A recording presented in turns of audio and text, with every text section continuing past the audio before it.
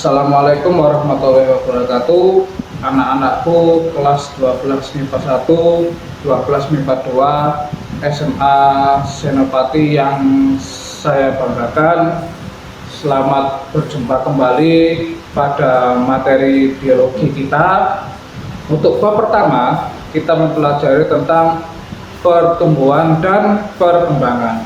Pertumbuhan dan perkembangan itu sendiri itu dibagi menjadi dua. Ada pertumbuhan perkembangan pada tumbuhan dan pertumbuhan perkembangan pada hewan. Untuk video kali ini saya akan membahas tentang pertumbuhan perkembangan pada tumbuhan itu sendiri. Oke, kita mulai. Pertumbuhan dan perkembangan itu definisinya seperti apa sih?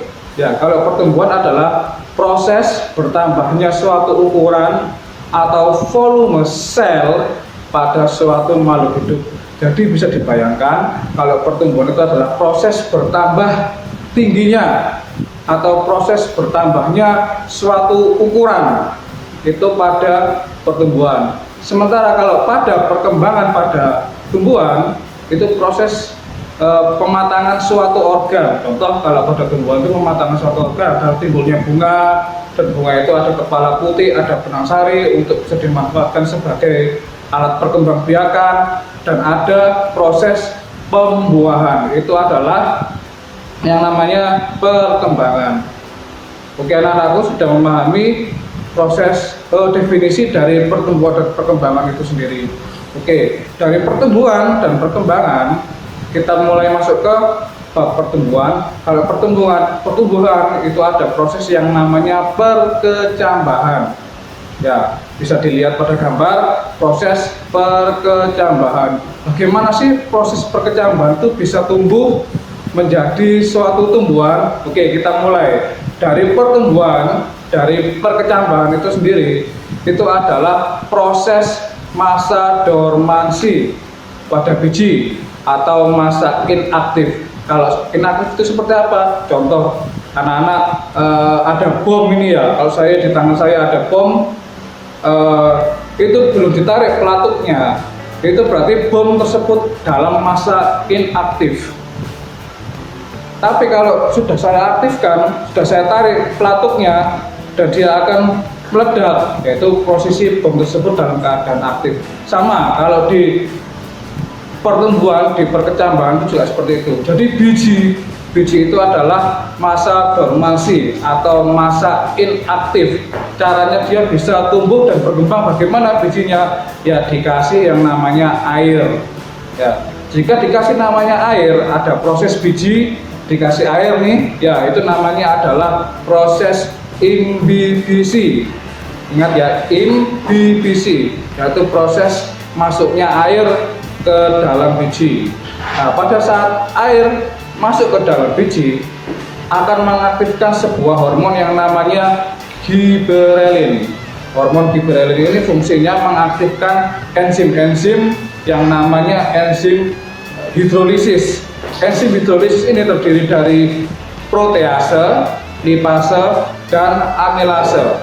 Protease, lipase, amilase ini fungsinya untuk memecah cadangan makanan pada biji tersebut.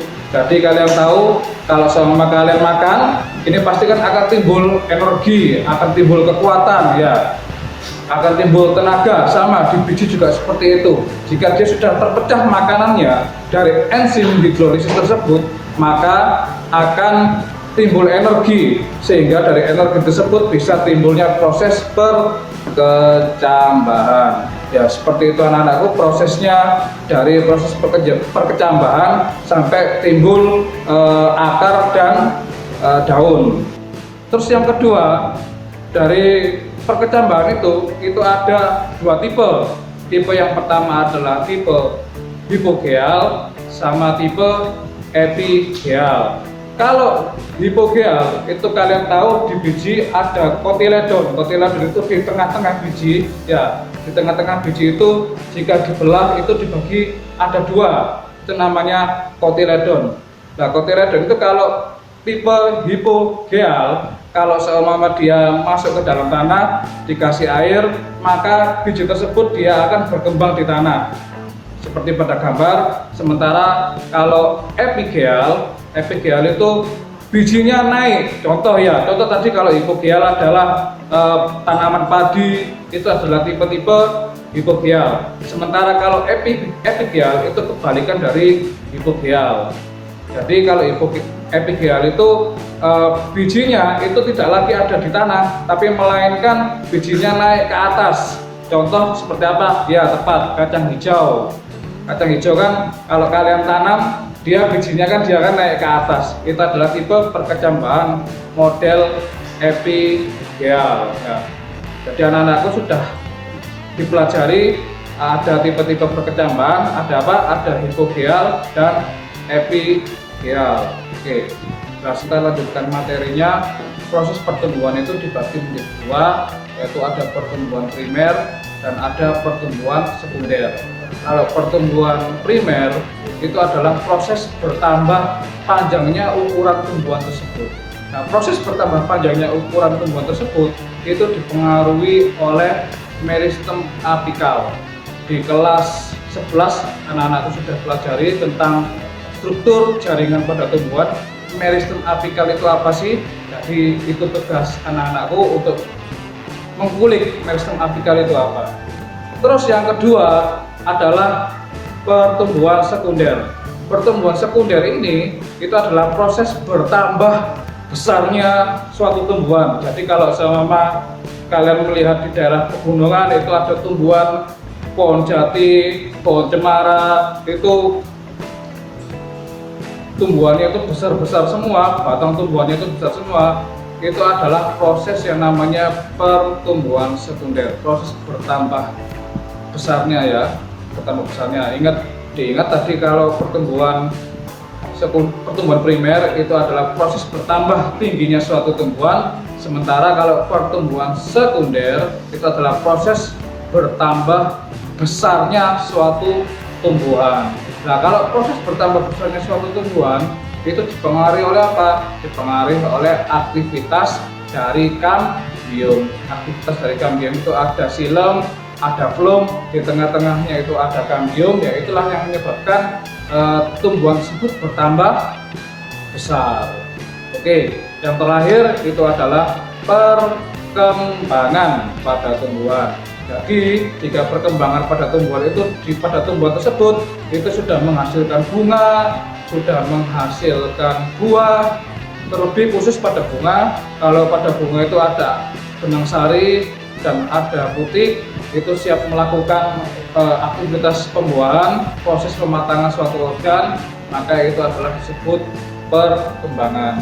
Bagaimana anak-anakku? Mudah kan mempelajari pertumbuhan dan perkembangan? Harapan saya anak-anak mempelajari dulu sedikit demi sedikit, step by step, bagaimana pertumbuhan dan perkembangan berproses. Setelah itu di video kedua kita akan mempelajari tentang proses pertumbuhan perkembangan pada hewan. Akhirul kalam, mohon maaf jika ada kesalahan kata-kata anak-anakku. Terima kasih. Assalamualaikum warahmatullahi wabarakatuh. Selamat pagi, siang, sore, terserah wis ya.